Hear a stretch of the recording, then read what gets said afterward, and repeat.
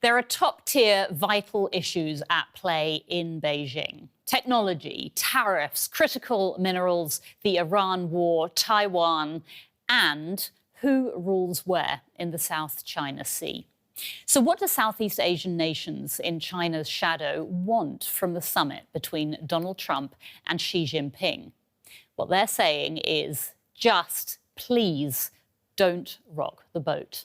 They would hope for better, but they will settle for boring. That was Ian Chong, an analyst in Singapore who's focused on China and the Asia-Pacific region. More from him in just a moment.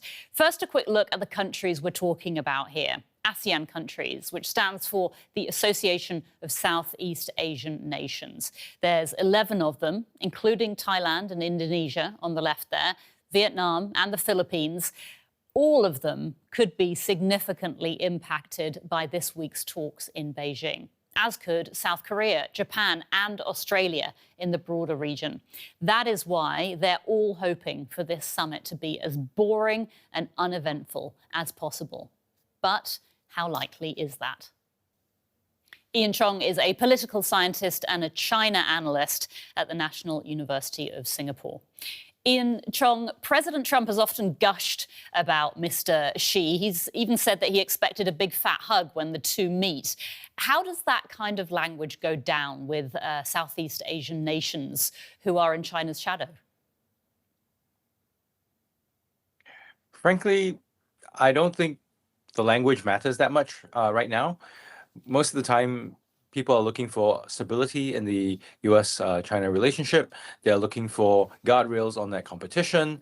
Whether Trump describes whether he'll get a hug, big fat hug from Xi, whether they actually do hug, although Xi has no known public record of doing that, I think it's besides the point right now. It's more about the substance of that relationship.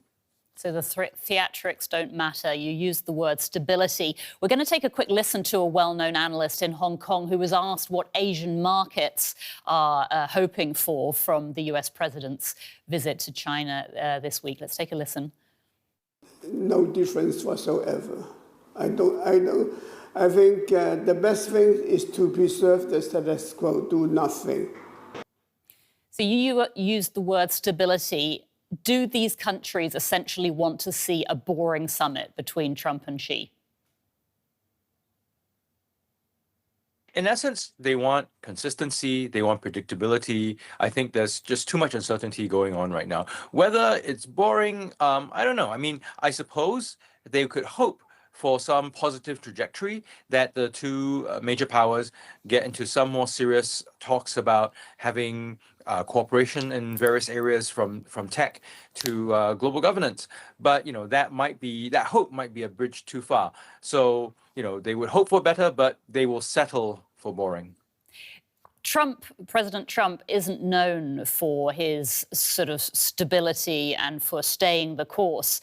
How do nations in Southeast Asia view both Trump and Xi in terms of how they treat other countries? So, that's actually, intellectually, it's very fascinating. But living through this whole experience, I think, is quite fraught.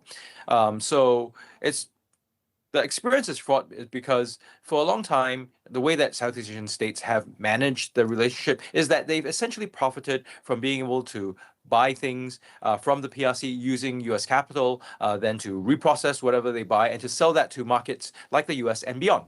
But that has broken down under Trump and Xi. Xi has become a lot more protectionist. He's also looking to pump more of Chinese goods overseas, creating the questions about overcapacity. Trump, on his end, has basically created a situation where the U.S. has increased tariffs. They're less interested in buying. They want to reduce any trade surplus so that circulation that I had talked about has broken down. You may buy from the PRC. PRC may be willing to sell you quite a bit, but then finding markets to then resell those goods that you've imported becomes a lot more problematic. The investment going to factories and all that, that has become a lot harder to come by from the U.S. side. There is still quite a bit from the PRC side, but that tends to also raise things like rents, the cost of living. So it's a mixed bag. And so that US-China relationship that used to be so profitable is now creating quite a bit of a squeeze. Okay. And how are the nations, I mean, if you're saying that essentially the systems have changed now, it doesn't work like it used to. So how are the nations in the region going about the changes that they're now having to make? I mean, are they loudly talking about them, or are they being subtle about it and just trying to sort of shift themselves into a new system, working in a new way? So there is talk about trying to find new partners. There's talk about working with partners that are a lot more consistent, the Australias, the Europes, the Canadas of the world. But, so far that has been more talk than action. There's been talk also about, being more, investing more in institutions and keeping to rule of law and principle. But you and your viewers will note that when UN Secretary General Antonio Guterres came out in January saying that the UN was facing an imminent financial crisis, nobody stepped up. So in that sense, what we see is aspiration. But for the aspiration to translate into investment, I think we still have a little bit of ways to go. Talking about the meeting between Trump and Xi this week, what are the minefields that President Trump may step into and that the region is most worried about? So I guess if there is some sort of loosening of U.S. commitment to keeping sea lanes in the region open, that could be an issue of concern. If there is some major falling out between Trump and Xi, that creates a lot more instability, where you could see not just direct punishment or sort of constraint on Chinese goods going to the PRC, but then the sort of secondary effects on other markets. I think those are things that countries in Southeast Asia would be afraid that Trump might find himself in, and that means to say a lot of their calculations, a lot of what they think they've been used to, what they think they could tide by, they'll have to recalibrate all over again. What about the dynamic between the two men? I mean, could conciliatory gestures, flattery, for example, by Trump, give China the feeling that it can push harder for what it wants, even if Trump doesn't spell it out? How will that dynamic play out, do you think? So I think the PRC side have figured out that between flattery and putting pressure, so we saw this with the rare earths, they might be able to get the US not to put more pressure on Beijing. But that is staving off pressure. That's quite different from getting the US to compromise. I don't think the US believes that it has a need to compromise, and in particular, a need to commit to anything for the long term at this point. So there will be some needling around. What we've seen the PRC side do in recent days leading up to the meeting is talk a lot about Taiwan. They seem to be trying to want to get some sort of concession on arms sales, on the US positioning on Taiwan. However, it seems that they are trying to see what else they can get. It doesn't seem like something that it's that key to the negotiation, because if it were, it wouldn't be this sort of stuff that they're floating out in the press. They would actually just be negotiating over it. Speaking of security concerns, the Iran war has already led to a reduction of America's military presence in Southeast Asia. Do you think she will be able to persuade Trump to further reduce US presence in the region, and what effects could that have? So she might be thinking about it, but I'm not clear what he could actually do. So the US has been trying to cover both its bases, right? So it has this major deployment and operation in the Middle East. But at the same time, it's been emphasizing that it has presence, continued presence, in fact, in East Asia. They've had this very large exercise in the Philippines, hosted by the Philippines, that brought together the Japanese, the Australians, and a whole host of other nations. So in that sense, the US is trying to signal the fact that they continue to be committed. Now, I suppose that is welcome by countries in the region. The real question is, if there's some sort of crisis, the U.S. presence is one thing. Whether the U.S. has sufficient ammunition to sort of, create a credible deterrent or to have credible action. That, I think, is the bigger story. But that's not something that is easily negotiable over.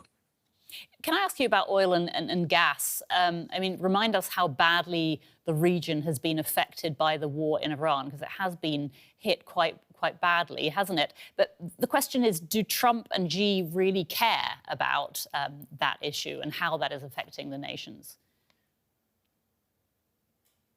They care about themselves, their own countries, but I don't think that the other countries in the region are of primary concern. So we've seen some symbolic actions. So essentially what's happened in the region is that the oil and gas blockage in the Strait of Hormuz has created real pressures on the economies of places like Thailand, Vietnam, and the Philippines.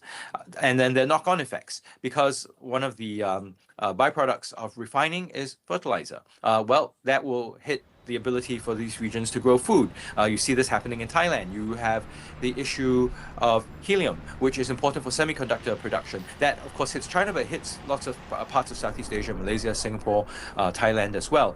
You see this issue with aluminum that gets to some of the manufacturing. So basically, the crisis in the Middle East is hitting Southeast Asia and East Asia more broadly on multiple fronts. What has Beijing and Washington do? Not much. Beijing has talked about providing some fuel support, but it's largely sort of stopped its oil and gas exports. It's provided a couple of shipments of diesel fuel to Vietnam and to the Philippines as a gesture, but those only go so far. The US hasn't really done very much. Japan actually has been trying to create a fund that will help tide over some of these energy concerns. The Southeast Asian countries meeting last week in the Philippines had talked about some sort of joint stockpiling, but so far that's not moved from the conceptual stage to any real outcomes. So essentially, there are some gestures around, but fundamentally Washington and Beijing are just more concerned about themselves and managing their bilateral relationship. So on that note, what would be the worst case scenario for Southeast Asian nations at this summit?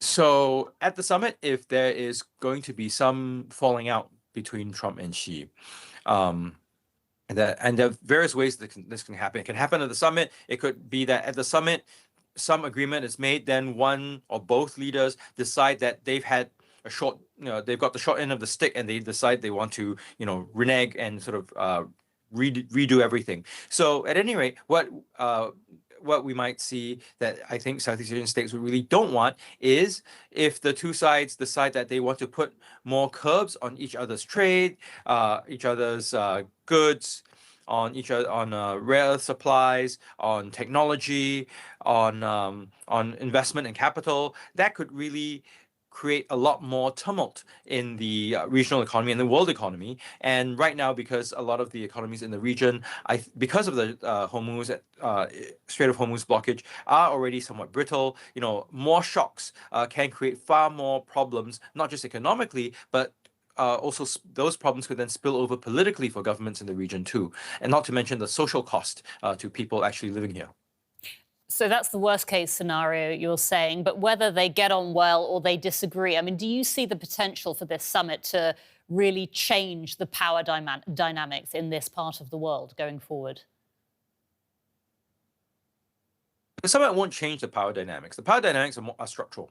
It's not something that a meeting or two can change, unless one side or the other, for some unknown reason, decides to give up. That's not going to happen. So what the summits will be about, so this one and the ones that are supposedly coming in the future, is the management of that relationship, right? So if there's stabilization, if there's a exploration of where areas for future cooperation, that could be something that is welcome. But for fundamental change in any direction, I think it's unlikely. That none of the two big powers really want to compromise on anything. None of them really expect the other side to. Neither of them expect the other side to keep to any big promises. So in that sense, the best that they could hope for is probably some version of the status quo. From Singapore, political scientist and China analyst Ian Chong. Ian, thank you so much for your time. So we've heard from a political analyst in the region. Now let's hear from you. What do you see coming out of the Trump-Xi summit? Can you picture a major deal between the two presidents? Let us know in the comments. And if you haven't already, don't forget to subscribe. I'm Anja Kueppers-McKinnon. Thank you for watching.